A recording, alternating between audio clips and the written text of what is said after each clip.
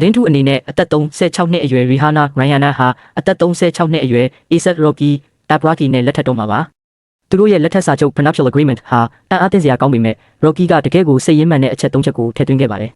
နောက်ဆုံးအချက်ကတော့ရီဟာနာကိုတော့မျက်ရည်ကျစေခဲ့ပါတယ်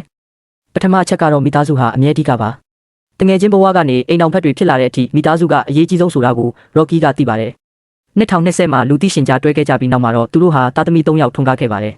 သူဘလောက်ပဲအလုပ်ရှုပ်ပါစေရီဟာနာနဲ့ကလေးတွေအတွက်နေ့စဉ်အချိန်ပေးဖို့သူအမြဲကြိုးစားပါတယ်သူတို့ဟာမနက်စာအတူစားတာလမ်းလျှောက်တာနဲ့တိတ်ဆိတ်တဲ့အချိန်လေးတွေကိုအတူဖြတ်တန်းကြပါတယ်ဘာနောက်ရှက်မှမရှိပဲတကယ်အရေးသွေးရှိတဲ့အချိန်တွေကိုပေးတာပါရော့ကီရဲ့ဂယူးဆိုင်မှုကရီဟာနာကိုနှွေးထွေးတဲ့အင်ဂေဟာလေးတစ်ခုလိုခံစားရစေပါတယ်ဒုတိယအချက်ကတော့ရီဟာနာကငွေကြေးပိုင်းကိုစီမံခန့်ခွဲမှာပါကဘာကျော်ဂီတအိုင်ကွန်နဲ့စီးပွားရေးလုပ်ငန်းရှင်တယောက်အနေနဲ့ရီဟာနာဟာသူမရဲ့အလှကုန်တဲ့ဖက်ရှင်လုပ်ငန်းတွေကိုဦးစီးနေသူပါရော့ကီကသူမကိုအပြည့်အဝယုံကြည်ပြီးသူတို့ရဲ့စုဆောင်းငွေရင်းနှီးမြှုပ်နှံမှုနဲ့ပိုင်ဆိုင်မှုတွေကိုရီဟာနာကပဲကြီးကြပ်ဖို့သဘောတူခဲ့ပါတယ်ငွေကြေးဆိုင်ရာဆုံးဖြတ်ချက်အားလုံးဟာသူမရဲ့အခွင့်အာဏာပါပဲဘာကန့်သက်ချက်ဘာစီကန့်ချက်မှမရှိပါဘူးဒီယုံကြည်မှုဟာသူမရဲ့နှစ်ပေါင်းများစွာခေါင်းဆောင်နိုင်မှုနဲ့ကိုယ့်ဘဝကိုထိန်းကျောင်းနိုင်မှုတွေကြောင့်ရလာတာပါတတိယအချက်ကတော့အနာဂတ်အတွက်ကတိကဝတ်ပါမီဒီယာတွေရဲ့စောင့်ကြည့်မှုနဲ့လူထုရဲ့ဖိအားတွေကြားထဲမှာရီဟာနာရဲ့ဘေးနားမှာအမြဲရှိနေပေးမယ်လို့ရော့ကီကကတိပေးထားပါတယ်သူတို့ဟာပိတ်ရက်တွေမှာအတူခီးထွက်ကြပြီးတယောက်နဲ့တယောက်အမြဲဆက်သွယ်ရှိကပံ့ပိုးပေးကြပါတယ်သူတို့ရဲ့တတိယမြောက်ရင်သွေးလေးကြောင့်ကြီးညာတဲ့အချိန်မှာဒီကတိစကားကြောင့်ရီဟာနာမျက်ရည်ကျခဲ့ရပါတယ်